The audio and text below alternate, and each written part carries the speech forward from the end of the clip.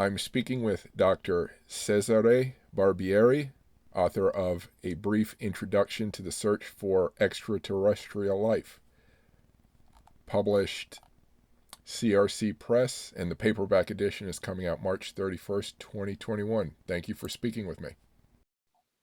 Thank you for calling me, Chris. It was a great pleasure having your call. Thank you. So first, tell me, how did you get into studying this subject and writing a book on it? Well, I have a long career as an astronomer, and since I was very young, I was always fascinated by the possibility to find planets around other stars, which was a very, very difficult enterprise until, say, 20, 25 years ago. Mm-hmm. I was involved in several space missions and also in building several telescopes on the ground.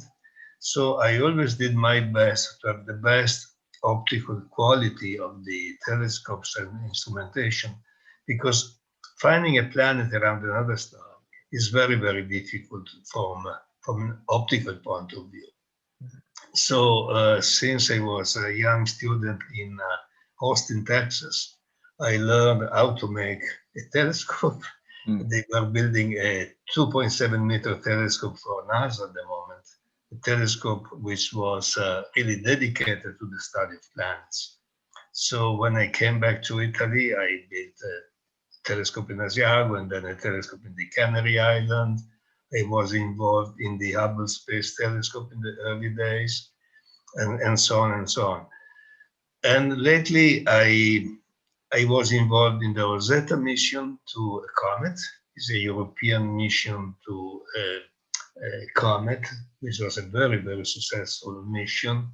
And from the point of view of, precursors of life, the Rosetta mission found the first amino acid in a comet, the simplest amino acid. So, I mean, it's a long career and of interest in extraterrestrial life. Mm-hmm. So this is my background, say.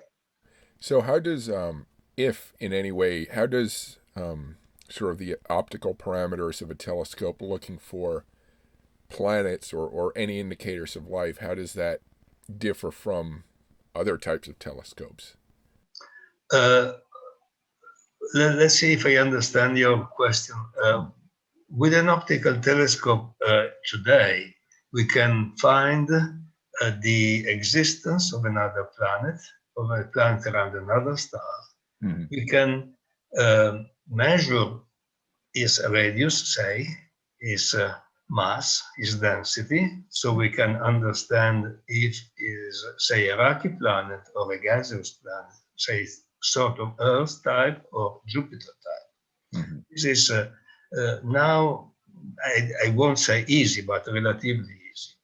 What is much, much more difficult today is to find indicators of life, say, not evolved life, but say a primitive life like vegetation, say, or bacteria. And this is still a matter, I would say, of future telescopes, larger telescopes for space and for ground. Mm-hmm. As you know, at the end of October, NASA should launch the James Webb Space Telescope, mm-hmm. a very, very large telescope for space, which will surely be instrumental to detect biosignatures in other planets. And Europe is building a almost 49-meter telescope, very, very large one in Chile. Maybe it will be ready in, say, 5 years from now. Again, we will have enough light to try to measure the presence of biosignatures like carbon dioxide or methane or water vapor and so on. I guess my question, and thank you for that answer, but also I think, are there different types of telescopes, either physically or some parameters? You know, I guess there are some designed for narrow, narrow looks, and some are wide. And I'm just wondering, as far as the search for terrestrial life, do you Oh, have to yeah. make choices? Let's see. If you want to detect planets around other stars, you better have a wide-angle telescope because you can survey many stars at one time, like the Kepler of NASA or the what is now flying the TESS telescope of NASA. They can measure many stars at the time. So for the discovery, a wide field is very important. But if you want really to make a very detailed study of a single planet, of its atmosphere, then you need a very special narrow angle telescope with the capability, especially to suppress the light from the primary star, because the planet is very faint, is very close to the bright star, so you need special optics, what we call a coronagraph, to suppress the light of the primary star. So this is really very difficult. And there is another, I would say, more technical maybe difference. If you can measure in the far infrared, that would be better. And because you avoid all the contamination by the Earth's atmosphere. And this again is better done in the infrared, and this is better done from space and not from the ground, where we have a lot of noise and our atmosphere, our terrestrial lights contaminating the signal. So as far as the book itself, how do you break it out? What do you focus on? Well, of course, I am an astronomer, not a biologist, so I focused on way to detect planets around other stars. But I also inserted a chapter on our life exported to other planets, in particular to the Moon and to Mars. And hopefully the Moon is, say, a few years ahead of us. Mars may be 15, 20 years ahead of us. So I also inserted this chapter on how do we export our life. But then coming back to life on other planets, I made a brief resume of the characteristics of living organisms, which just to give a background of information. And in particular, what is very important is the presence of liquid water. And so this also, in a way, impact our as astronomers, because we need to see if the planet we find is in what we call the habitable zone of the star. I mean, a zone where the water can stay liquid, not only gaseous or not only ice. So I went through many pages explaining this concept of how do you define an habitable zone around another star. But then I also inserted another chapter on consideration of can we find intelligent life? And this is an entirely different matter, because, I mean, with our telescopes, we can go from possibly inhabited, planets, but we are not sure they are inhabited, and especially if they are inhabited by intelligent species.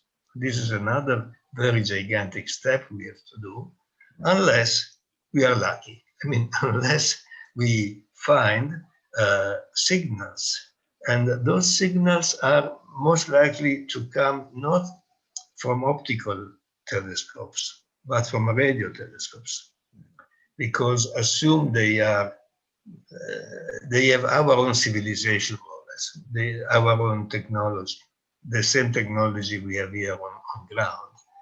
They are able to send around signals, and we are able to detect them. So with some luck, we can send signals to nearby stars and see if somebody there listens and answers back. or we can try to detect their signal. And this is a search for extraterrestrial intelligence.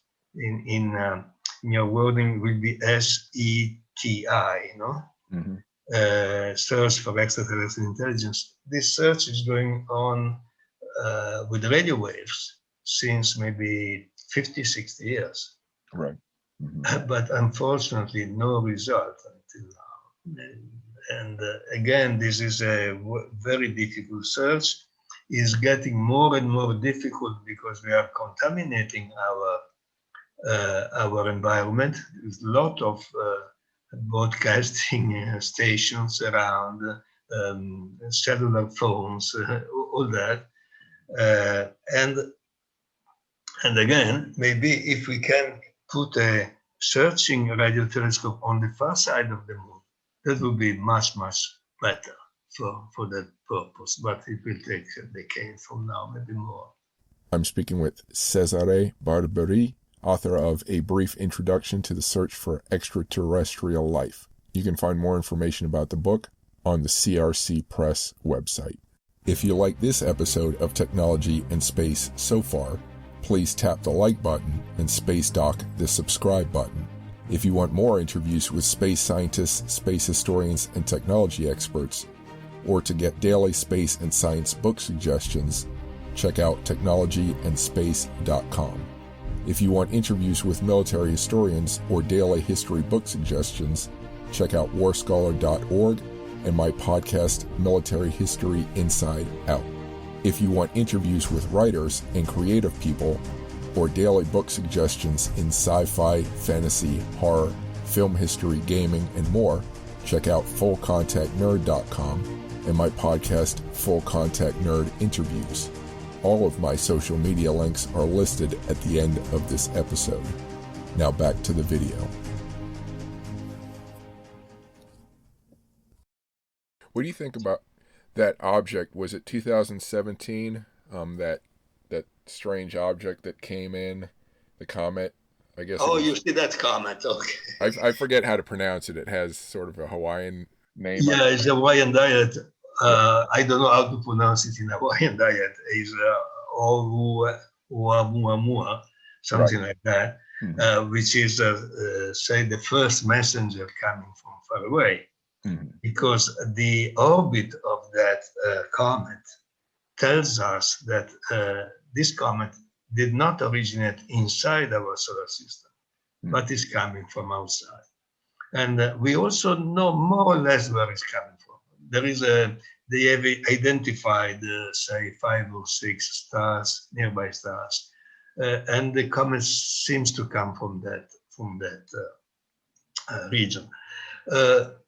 What we know, it was a very elongated object. Some very imaginative astronomers suggested it was a spacecraft, alien spacecraft.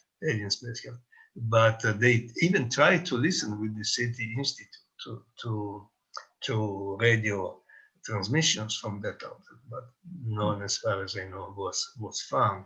But this is not only the first. It's the first extrasolar comet, but it's not the only one. We know of another one at least, Comet Borisov. And so this is something I try to point out in my book, that if comets are coming from far away, from, say, a nebula outside our own solar system, there was much more time to form prebiotic compounds than here on Earth. Here on Earth, we have quite, say, 4 billion years to build amino acids and proteins and that. But if we go to further out, we have maybe 10 billion years to build it.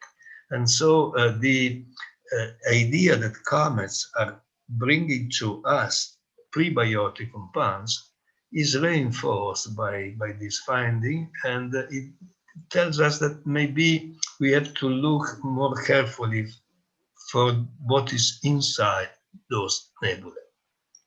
Uh, and the science advances very rapidly in this context. We have beautiful radio telescopes on ground. We have in Chile, we have in United States, we have in Australia, and they can really detect very complex molecules in those nebulae. Essentially, say compounds of carbon, hydrogen, nitrogen, and oxygen. Those are the four main components of life everywhere. Those four elements, simple chemical elements, but hydrogen, carbon, nitrogen, and oxygen, those are really the main signatures of life. What systems are there? Any particular systems that are the best candidates based on like age and other factors that are worth looking closer at? Well, we the ideal situation would be to find a star like our own sun. Mm. So same, say, temperature at the surface, same age, at least few billion years, same.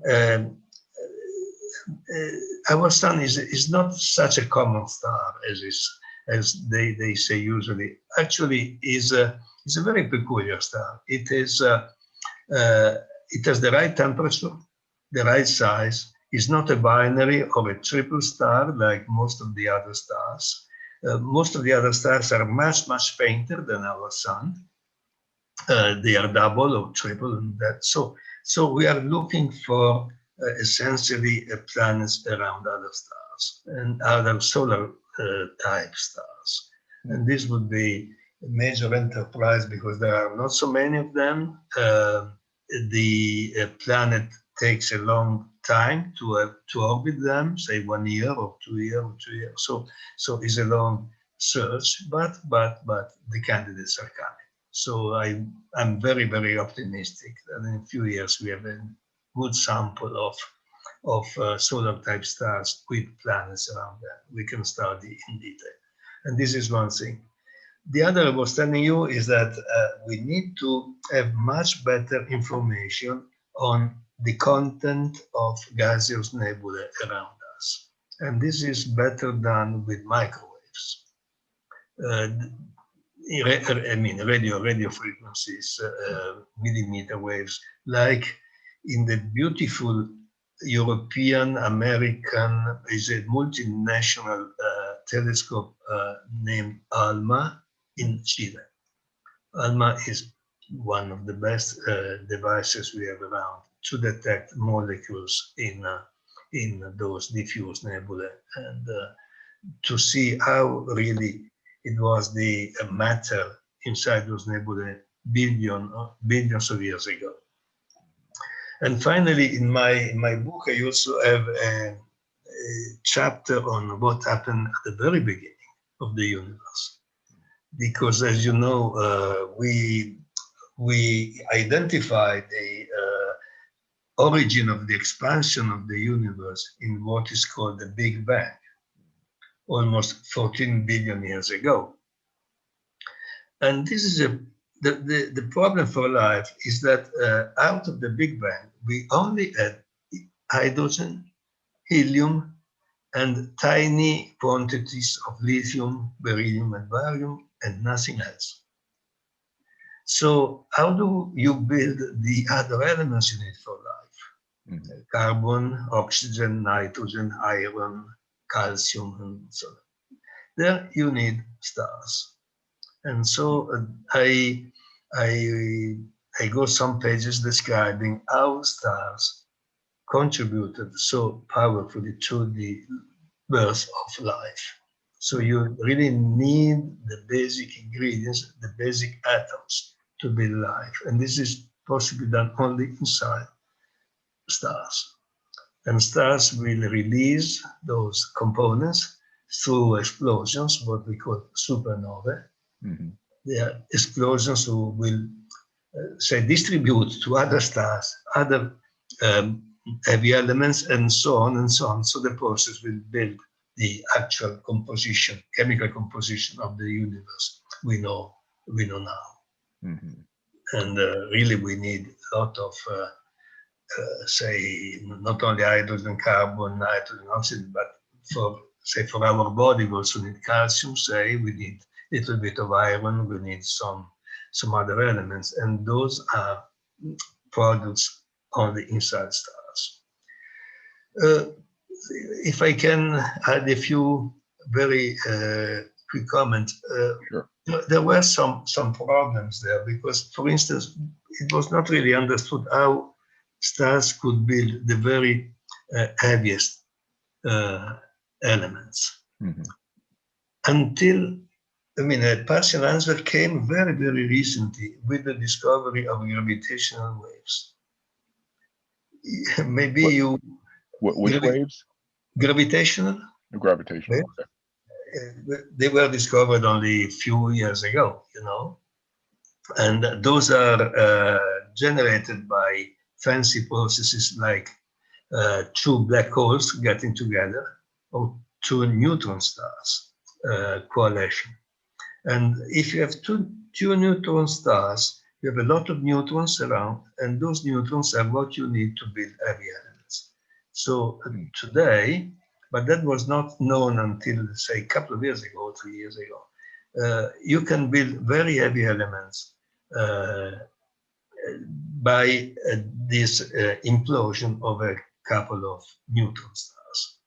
And they will release not only some light, but a lot of gravitational waves, which we now can detect with the LIGO system, say, in the United States, or with the Virgo system here in Italy. So were neutron stars, so then previously they weren't good candidates to look for life, and now they are? Is that what you're saying? Yeah. Well, I mean, they don't bring life themselves, but they produce elements needed for life. Mm-hmm. And this was not known. The other problem was, how do you have enough lithium or barium around, or boron around? Say boron is important for DNA stabilization.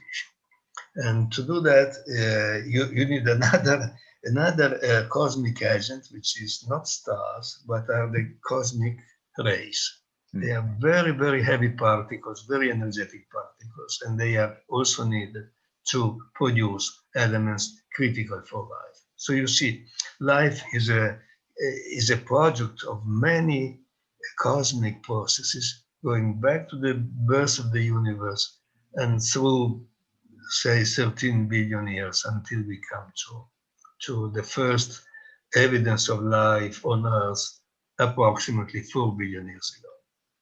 So I was under the impression that cosmic rays were pretty commonplace and perhaps evenly distributed throughout the universe. Is that incorrect, or is that?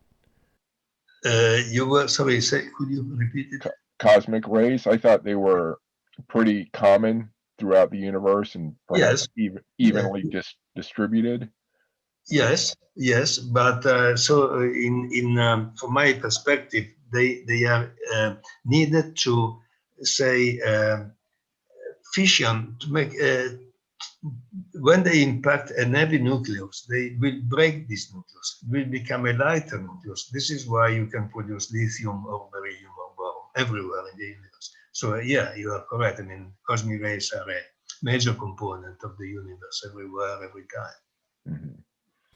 Okay. What about I would imagine that the increases in computing power and perhaps even quantum computing developments would help contribute to this research? Yes. There are several ways that increasing in power computing is fundamental. One is simply the detection of a planet itself. I don't know if you know how the first optical planet was detected in 1995. No. It was done with a telescope in Chile, in La Silla, by two Swiss astronomers, Michel Mayor and Didier Queloz, who got the Nobel Prize in 2019 for their discovery. The discovery was 1995, but the Nobel Prize was awarded in 2019. And they did it, the discovery, measuring the radial velocity of the star. It's a bit technical to explain, but if you have a planet around a star, the star will, say, move around the barycenter of the system. There is a center of mass between the planet and the star, and the star is so you observe the star and you see that the radial velocity is changing by the amount of this change, which is only a few meters per second, very difficult to measure. You can detect the planet. Now, with a large computer, you can build a very, very accurate model of the atmosphere of the star and look for the best radial velocity measurement, which is nowadays few centimeters per second. So that computer power was fundamental. Then, of course, we have, say, from the other side, let's try to detect a signal of, say, an astronomer who sends us signals through radio waves. Mm-hmm. And you have to detect this signal among a multitude of spurious signals. And again, you need to examine a lot, you make a lot of calculations and checking and this and that. I mean, there are many, many ways you need large computers today. Quantum computers, I don't know. I speculated a bit that if they don't want to be seen by us, they might use quantum communication, which is a way to encrypt the information in a way you cannot decode. So quantum cryptography is a way they could use to hide them from our discovery, but now we are getting there. So in a few years we will be able to decode even if they use a quantum technique. This is my, I mean, I'm not an expert in quantum computing, but just guessing, tossing in an idea. So I have a question about material science advancements. Are you able to talk to any advancements in the materials used for either radio or optical telescopes that might increase our capabilities even more? Well, there has been a lot of improvements in optical devices. The materials, I mean, simply the mirror itself of the telescope. You know, large telescopes are based on mirrors, not on lenses. And the technique of building large mirrors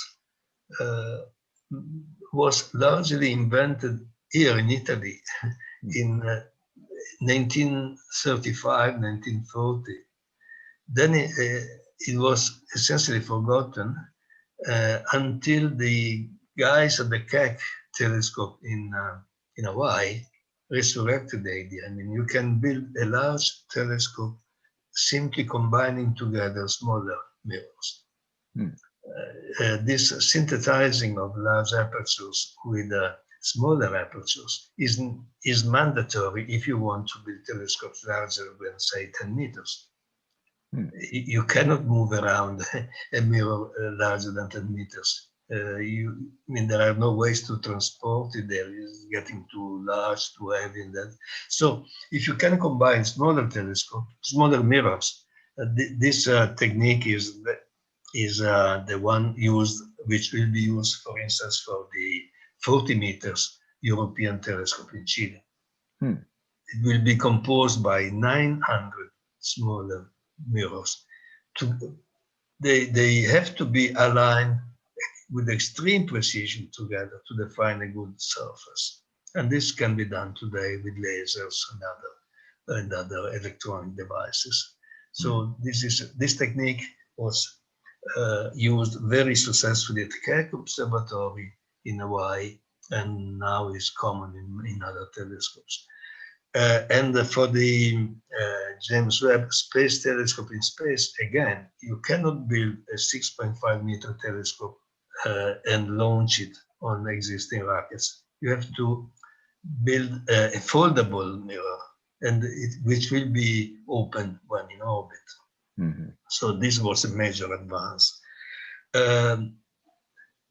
Coming back to your previous questions, I mean, for radio telescopes, again, the capability to decode signals, I mean, to find the signals in a very wide band, but the signal will be very narrow. So you need a very sophisticated equipment to detect a signal. And this was not even conceivable, I would say, 15 years ago. And now the technique in the radio frequency domain is much, much more advanced. So everything is more advanced than it was only a decade ago.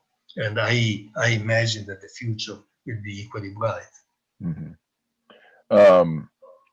That's a bit of a pun there. I don't know if you realize that the future being equally bright and just thinking about astronomy and yeah. Sorry about that. Yeah. I'm speaking with Cesare Barbieri, author of A Brief Introduction to the Search for Extraterrestrial Life. You can find more information about the book on the CRC Press website. If you like this episode of Technology and Space so far, please tap the like button and space dock the subscribe button. If you want more interviews with space scientists, space historians, and technology experts, or to get daily space and science book suggestions, check out technologyandspace.com. If you want interviews with military historians or daily history book suggestions, check out warscholar.org and my podcast, Military History Inside Out. If you want interviews with writers and creative people, or daily book suggestions in sci-fi, fantasy, horror, film history, gaming, and more, check out fullcontactnerd.com and my podcast, Full Contact Nerd Interviews. All of my social media links are listed at the end of this episode. Now back to the video. So, what about, and now I forgot my question, making jokes and I forget my question. Oh, how I've always been amazed at how they can keep these mirrors free of dust particles, how they keep them clean, or how they clean them if they ever need to. Yes. Of course, I guess you are referring to telescopes on ground. Mm-hmm. Yes. Because in orbit is slightly different. Mm-hmm. Although, say, well, okay, let's first answer your question for a large ground telescope. Mm-hmm.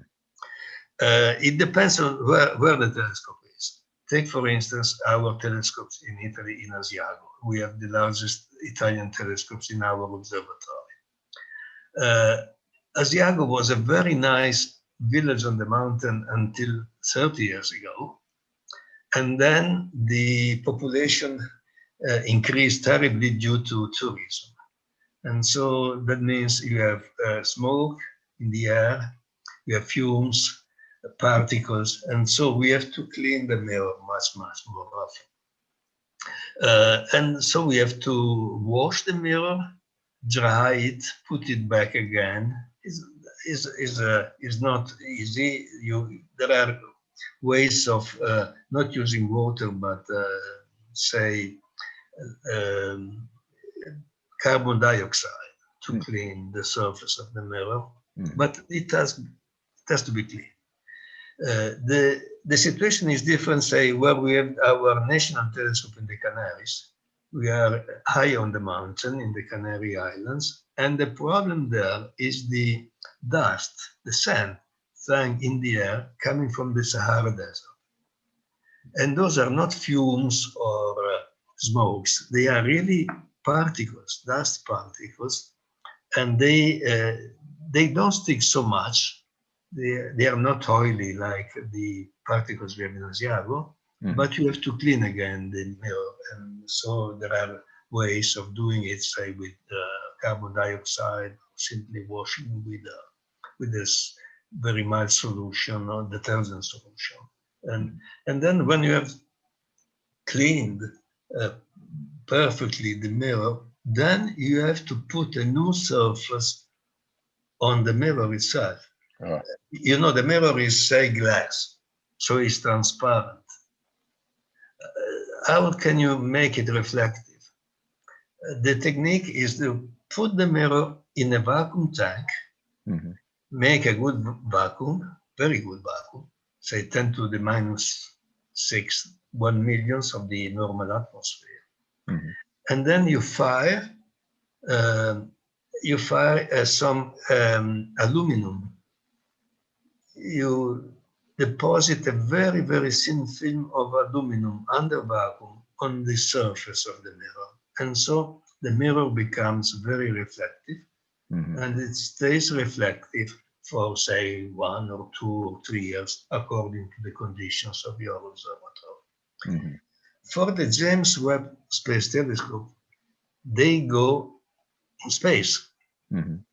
So they have to use a different technique. The Hubble Space Telescope was essentially aluminum, but for the James Webb, where they want to be more effective in the near red and infrared, they put on already, it's almost ready, they put on a gold coating. So the surface of the mirror is coated with a very thin film of gold. So this is how you can optimize the spectral response. You want to be sensitive to the blue light or to the infrared light. So there are different techniques. But in space, you don't really need to clean the same way. There are no dust around. So they simply protect the surface of the mirror with another thin coating of durable material, like magnesium fluoride for the Hubble Space Telescope. So don't microparticles impact? Yes, but the probability is very, very small. Say, for the Rosetta mission, we flew the mission 14 years inside the solar system, and we had the largest solar panels ever launched to space. They were 30, if I don't remember, almost 60 square meters of solar panels. And so they collected some impacts of interplanetary dust flying around, but not enough to deteriorate seriously the capability of the solar panels. So that's a problem, but it's not a dramatic problem. It's not even a large one. Is there anything in space that obscures the telescope that people might be surprised to hear about? I'm sure you're familiar with everything, that could impact what you're observing, but is there something? Well, if you are really very, very unlucky, you might have a meteorite coming into your mirror. But again, it depends on the orbit you are. Say, if you are in low Earth orbit, say 400 kilometers, like the International Space Station, you have still particles of atmosphere up there, in particular oxygen. And so you collect oxygen atoms and they slowly will impact on your performances. But if you are further out in space, I would not imagine, unless there is a real incident like a collision with a small particle, but the probability is terribly, terribly small, fortunately, very small. So I mean, the problem would be different if you put a telescope on the moon. Because on the moon is there is some movement of dust, even if there is no wind, but Mhm. still there are electrostatic forces, and so there is. But the problem will be much more severe on Mars, because on Mars there are strong winds and occasional storms of dust, like it happened last year. So gigantic storms of dust on Mars. So you better have forcing devices to clean your telescopes here and there. Mhm. Do you think if they're able to find any sort of life on Mars, I would imagine that whatever they find would give individuals looking for extraterrestrial life more clues on what to look Yes, for in space. exactly. Very good. This of life on Mars is a long story. The Martians. I mean, I don't know if you call them the Martians. I mean, the living humans supposed to live on Mars, Mhm. which was 1938, I guess. This invasion of the Earth by the Martians. Yeah. But what we might find are microorganisms like bacteria, either living bacteria or dead bacteria. So this will certainly gives us a clue how they evolved on a very different environment than the Earth. The gravity is different, the atmosphere is different, water is usually either ice or water vapor. So we are really anxious to see if there are bacteria on Mars.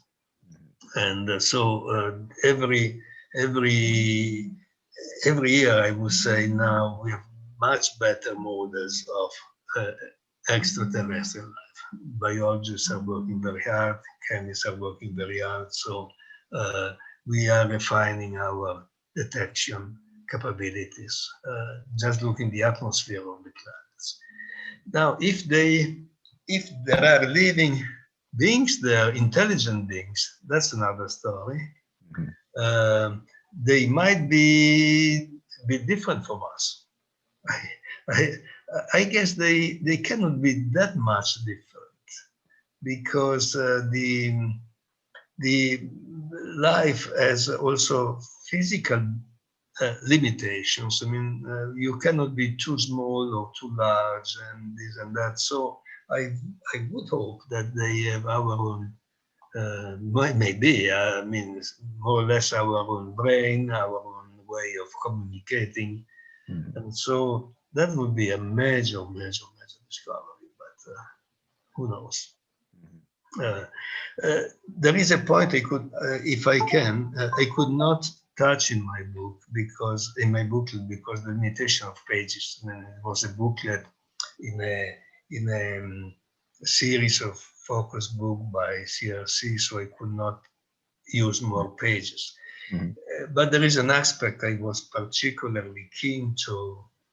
I am treating in my conferences or lectures at the university, and I mean, it's a sociological aspect, and going even to the philosophical or religious aspect of intelligent life, in other words.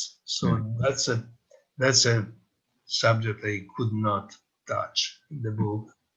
Maybe in the future I will be able to say more, but Mhm. of course we can only speculate. But I would really be so happy to communicate with another being and ask him what he thinks about, say, the expansion of the universe or other, because I mean we are only one humanity here, and Mhm. maybe find another one we can exchange. Of course, there is this problem of time.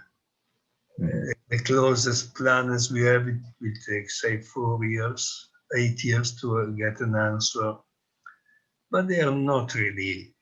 Uh, there are many years, but not too many. If you think that we can, in a way, communicate with ancient Egyptians, I mean, we can discover their writings, Mhm. understand what they were thinking, and this was 6,000 years ago. So even if we take, say, 10 years to communicate or 20 years to communicate, I guess this is a reasonable time. Mm-hmm.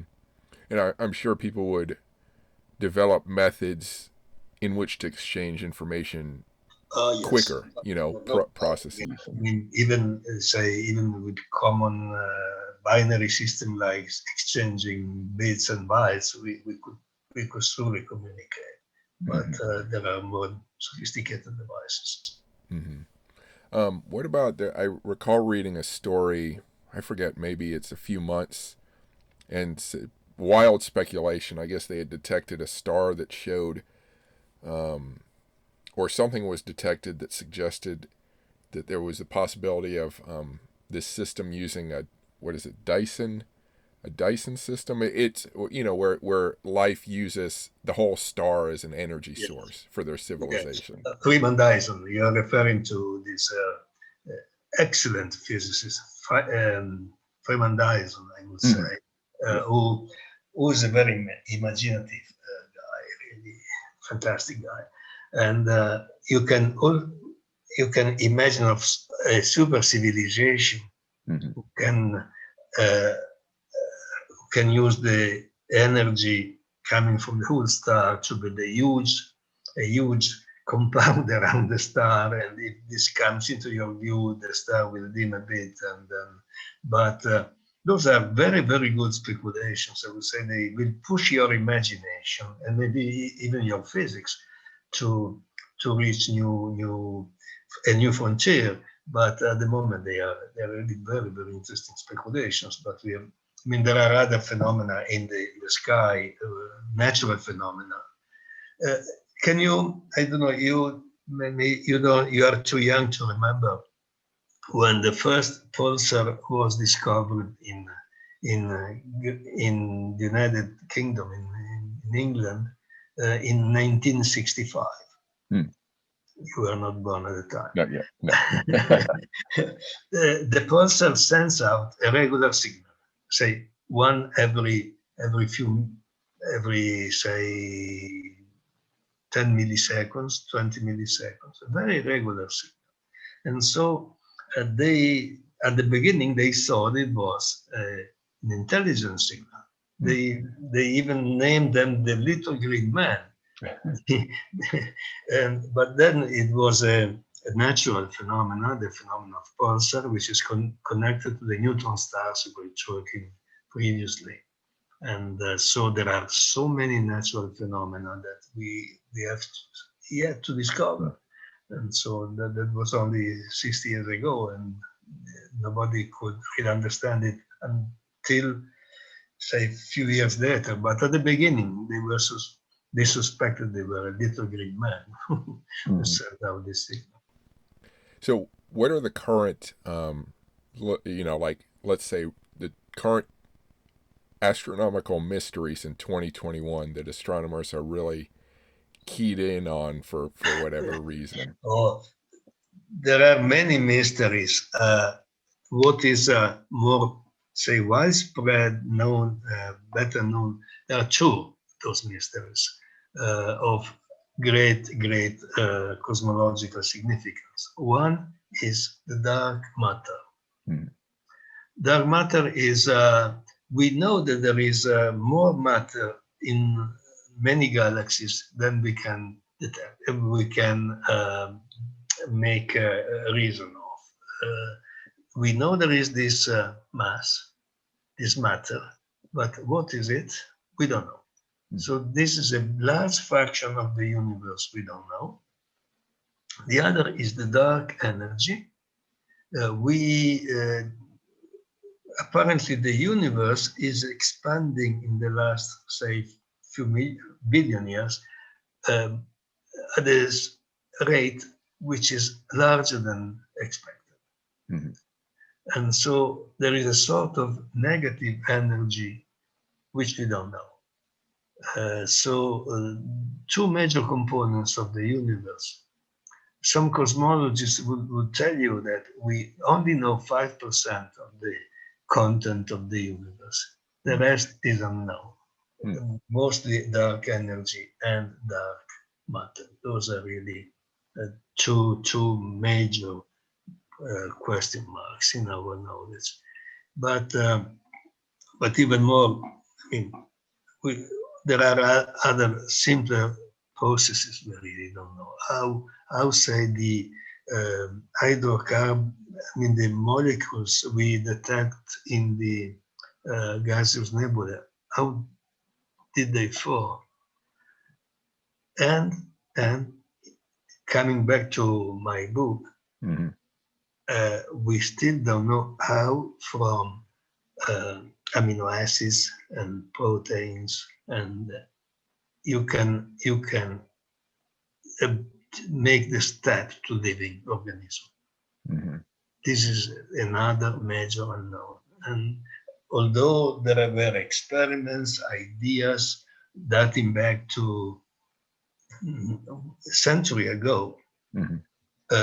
and then in 1950, this famous experiment by Miller and Urey in the United States, they tried to produce living bacteria, say, from those four simple chemical compounds I told you. Mm-hmm. But this is still escaping our understanding. So how life started. We know when, perhaps we know where, but how? And the other major question in this same line of thinking is did life evolve only few million years ago, say 5 million, not billion, but billion years ago, from say animals, simple animals, to intelligent life. And we humans are only, say, 2 million years old. How was that step? Mm-hmm. So two big mysteries, in my opinion.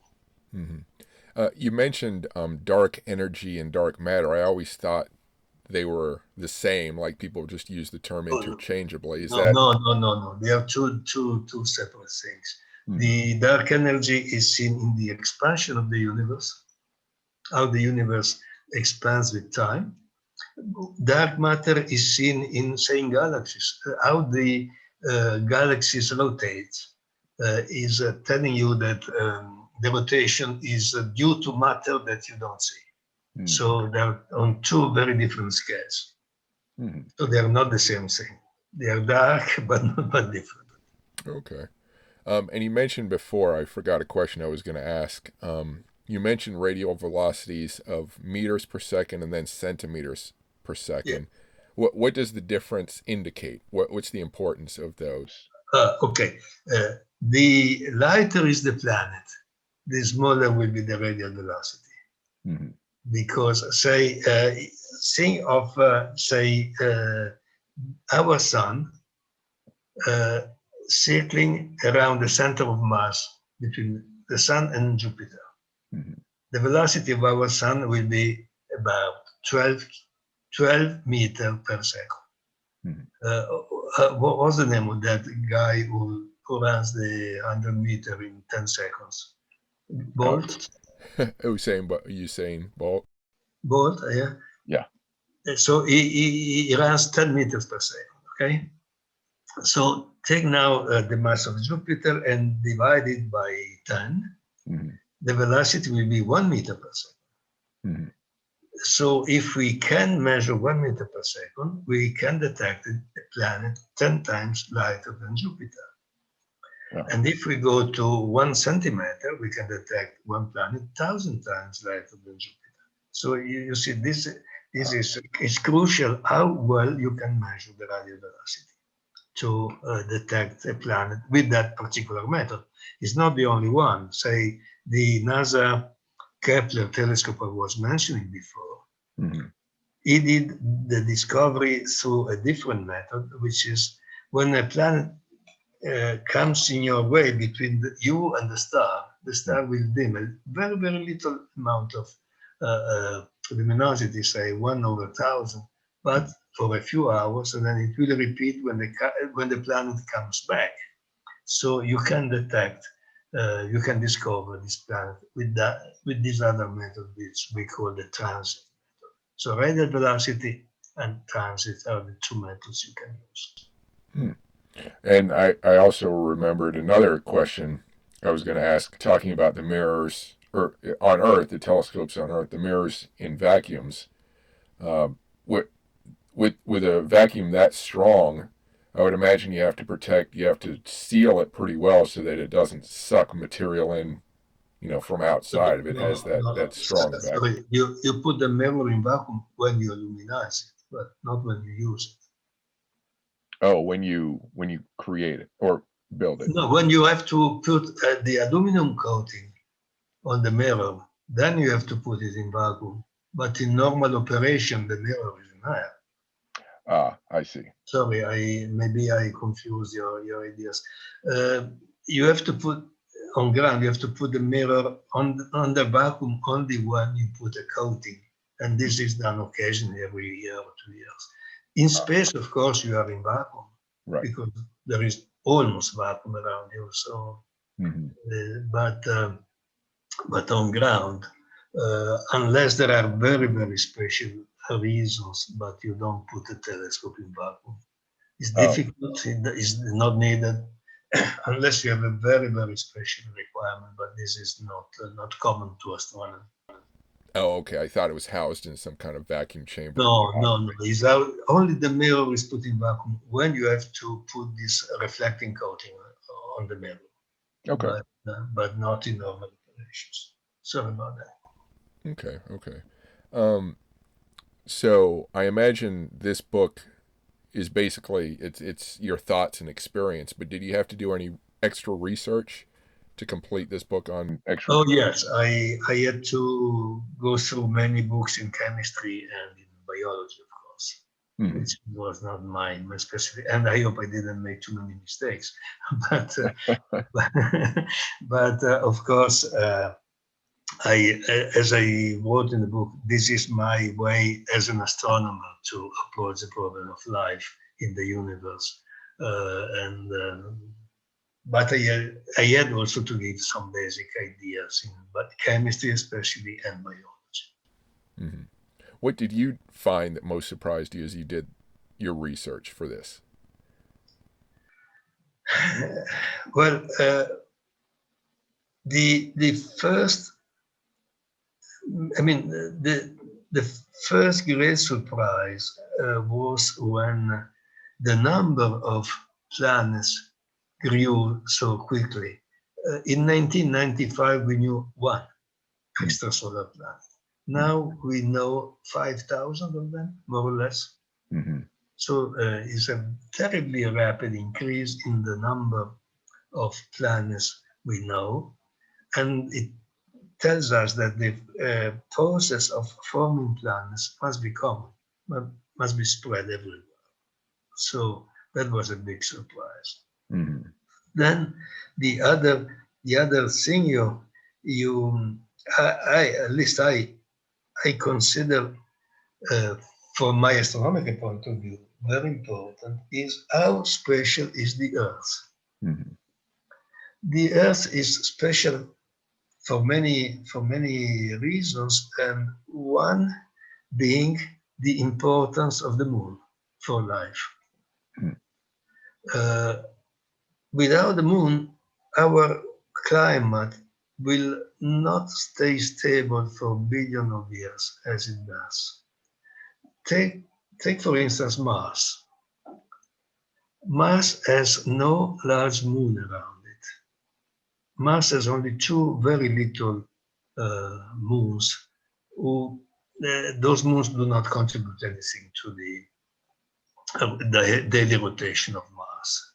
So the rotation axis of Mars can change direction by many, many degrees over, say, short periods like 100,000 years. So life does not on Mars does not enjoy the same stability conditions we have here on Earth. The other surprising surprising notion I got as an astronomer, I didn't know that until I discovered that the Earth is special for another reason, for plate tectonics. Hmm. We have these movements of the inner structure of the Earth. You know plate tectonics, don't you? Mm-hmm. Mm-hmm. Yes. And so this plate tectonics is fundamental to life because it will enrich our atmosphere and our seas of compounds, of organic compounds, which would otherwise dissolve very quickly. Hmm. So the presence of tectonics is fundamental also for life. Is detrimental, say, because there are earthquakes, but on a long scale, plate tectonics is fundamental to keep the composition of the atmosphere and of the sea as it is today. Hmm. So this was another. I mean, it was known to other guys, but for me, it was a big notion I had to learn. So presence of the moon, plate tectonics, the right density and mass of the Earth. So we are in a very special planet. Hmm. I assume we can't detect moons around extrasolar planets yet. Yes, we can with some ingenuity and with good enough measurements. Now there is evidence for moons around planets. Not many, because it takes a lot of time and very sophisticated techniques, like the supercomputing we were discussing before. But at least in few cases, we know there are moons around planets. And are most of the extrasolar planets that have been detected, are they the ones that are closest to us, or is it other aspects that make them detectable?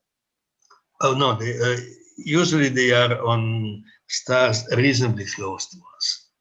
Reasonably close means, say, within 100 light years, 200 light years. So because in a way it is easier, the detection. And what is really important is to have good equipment on Earth to make the, say, large wide angle, as we said before, because the transit technique will work better. You need a star which is reasonably stable in luminosity. Otherwise, if it changes luminosity, it confuses the detection of the planet. So there are conditions, but I mean, the sheer number of exoplanets we know, more than 5,000 today, tells you that the technique we have is really good. We cannot claim we detect all of them. We have still some selection effects, but those are ameliorating with every year.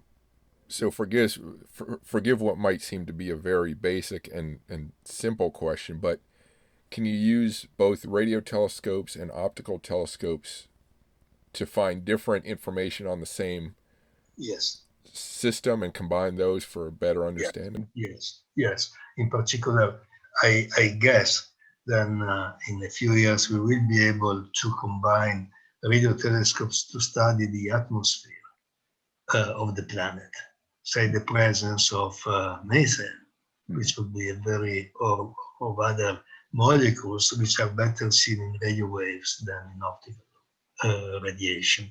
So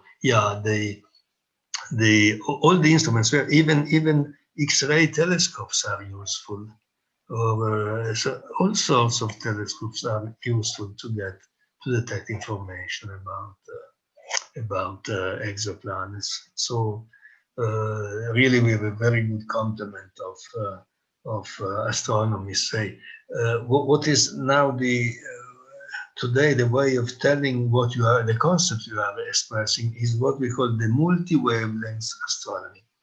Astronomy done over a very wide range of wavelengths, from gamma rays all the way to radio waves.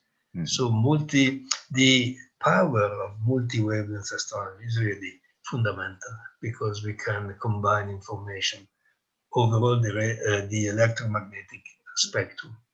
And of course, in maybe 10 years, 15 years, we can also combine gravitational wave information, which is a different sort of information. We already, as I told you, we have some new information using gravitational waves. And maybe when the technology will develop even more, we will have even better ideas on the universe. With all the different ways in which to detect information on these planets, is there a particular way that does most of the work and the others are sort of supplementary information, or is it spread equally? I would say they are spread equally. I would say, yeah. But I mean, the the major advances today are using optical information. Near infrared will come from the James Webb Space Telescope. It comes from the millimeter telescopes like ALMA in Chile, I was mentioning before.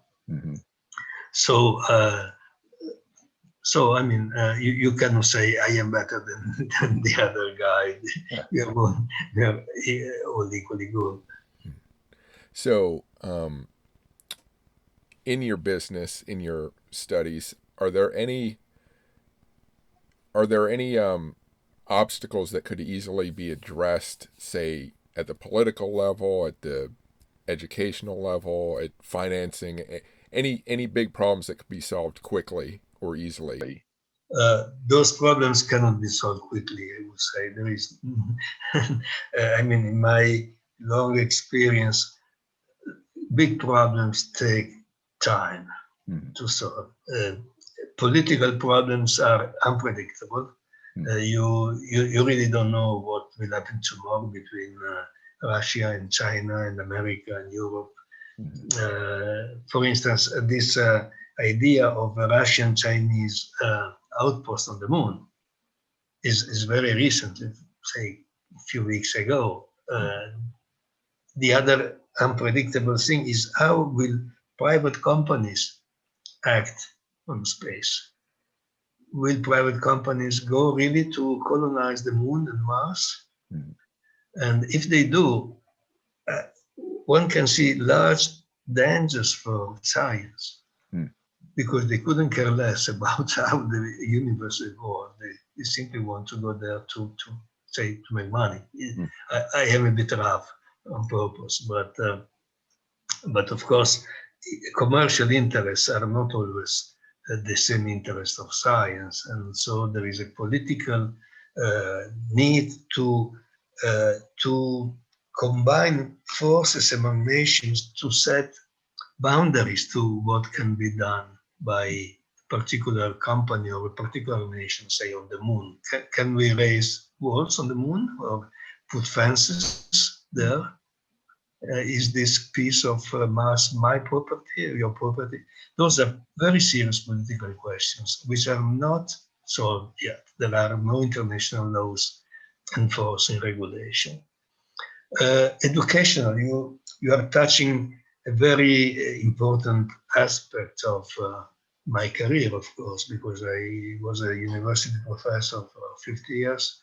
And so I see now that all the big agencies like NASA or ESA in Europe are really spending money and time to educate young people, to interest young people in science. And this is really fundamental. And of course, educating people to science means also educating them to be international, to work together with people from all other countries in the world, all other religions, all other philosophies, and this is very, very important. And I can tell you with pleasure that today there are big efforts everywhere to educate people. Exchange students, for instance. sending my students to the United States or having your students in my country. And this is really very, very important. So it takes time, it takes money, but it comes. And so this is something optimistic. Of course, this pandemic condition we are living in is stopping it, but I guess only for a very, say, few years, but not a serious stopping of international exchange. I hope this is what you were asking me. Yes, exactly. So I know you've written a textbook on astronomy, I believe. Yes, I wrote several in Italian, and the one you are referring to is the second edition of a textbook in English. I wrote the first edition is now 15 years ago, and the second edition is this year. It was December last year. It came out. And believe it or not, even the fundamental ideas of astronomy changed so much thanks to space astronomy. When I was young, I was basically educated with ancient Greek and Roman and, say, Babylonian astronomy. No, that was beautiful. I mean, the Babylonians and Greeks and Arabs had a beautiful astronomical culture. Most of what we know today are based on those ideas. I mean, they say the reference systems, how the planets move, and this and that. Now the scenario is different thanks to space age. When you send a satellite, say to Mars or to Jupiter, you have to use new concepts of space and time, and that really means that I had to rewrite the book in several chapters to take care of those changes. Amazing. So are you working on any other projects right now then? I don't know. I mean, getting so old is not easy to work any longer, but you never know. I better don't answer this question. Okay. So is there anywhere on the web that people can see updates on your thoughts or your works? Do you have social media or website? I do, but I don't care much about it. I am really ashamed by this is something I should do because I have so many conferences I'm giving. I usually don't put them on my website, and this is something I don't even put my books on my website. So I should do it. I am ashamed of it, but I'm not good at those things. I'm not good at PR. I guess people can find your books on Amazon at least. I'll spell your name for them if they want to search it. Its first name is C-E-S. Right. C-E-S-A-R-E. And your last name? Is B-A-R-B-I-E-R-I. And how do you pronounce it again? I did it poorly. Cesare Barbieri. All right. Okay.